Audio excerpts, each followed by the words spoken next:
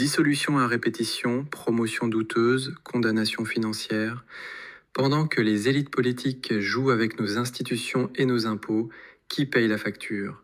Toujours les citoyens ordinaires. Aujourd'hui, parlons des injustices de la politique française. La dissolution de 2024 semble avoir coûté près de 200 millions d'euros à l'État, soit environ 4 euros par électeur inscrit. À cela s'ajoutent environ 28 millions d'euros pour l'Assemblée nationale, donc plus de 23 millions pour indemniser les licenciements des collaborateurs parlementaires. Tout ça pour finir avec une Assemblée encore plus divisée. Si la dissolution permet au peuple de trancher sur l'avenir du pays, comment peut-on d'un côté ignorer ses revendications lorsqu'il sort massivement pour exprimer son mécontentement dans la rue, et en même temps dire dissoudre l'Assemblée nationale pour soi-disant redonner la parole au même peuple, parce qu'on voudrait des clarifications sur l'avenir du pays? Par ailleurs, comment Macron peut-il se précipiter pour prendre une décision d'une telle gravité, ne serait-ce au vu des conséquences financières que cela engendre? Qu'est-ce qui empêchait l'État d'annoncer bien à l'avance ses intentions de dissolution pour laisser suffisamment du temps au peuple de se prononcer sur les offres politiques présentées ça et là? Soyons clairs, le grand gagnant a été le Rassemblement national.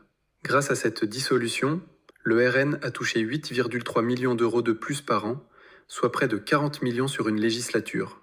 Et ce parti vient d'être condamné en première instance à 5,5 millions d'euros dans l'affaire des assistants parlementaires européens fictifs. Si aujourd'hui le RN appelle de tous ses vœux à une nouvelle dissolution, on peut soupçonner que c'est aussi pour augmenter sa part du gâteau que représente l'enveloppe globale d'environ 66 millions d'euros par an que l'État redistribue entre partis en fonction des résultats des législatives. De son côté, Emmanuel Macron recycle sans cesse le même cercle de fidèles. Ce sont souvent les mêmes qui passent de poste en poste, comme si, en dehors d'eux, le pays ne dispose d'aucune autre compétence qualifiée. Pendant ce temps, ces fidèles qualifient souvent les autres partis d'irresponsables quand ils se décident de bloquer le pays en protestation. Vous voulez des exemples? Allez. Gabriel Attal, propulsé de ministre des Comptes publics à Premier ministre en moins de 2 ans. Olivia Grégoire, Stanislas Guérini, Prisca Thévenot, Elisabeth Borne, Gérald Darmanin, etc.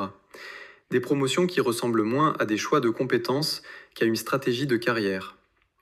Ainsi, les Français voient toujours les mêmes visages, sans résultats tangibles sur l'éducation, la santé ou le pouvoir d'achat, etc.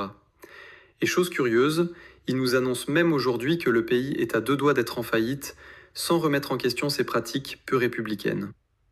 Résultat, des millions dépensés pour une dissolution, et peut-être une autre à venir, des subventions captées par des partis endettés, des carrières politiques boostées par copinage. Et face à ça, les Français subissent l'inflation, la crise du logement, les services publics à bout de souffle, etc. La politique, censée servir le peuple, devient un jeu de pouvoir financé par nos impôts. Donc ma conclusion est simple. Jusqu'à quand allons-nous accepter que nos impôts servent les ambitions des partis et non les besoins du pays ?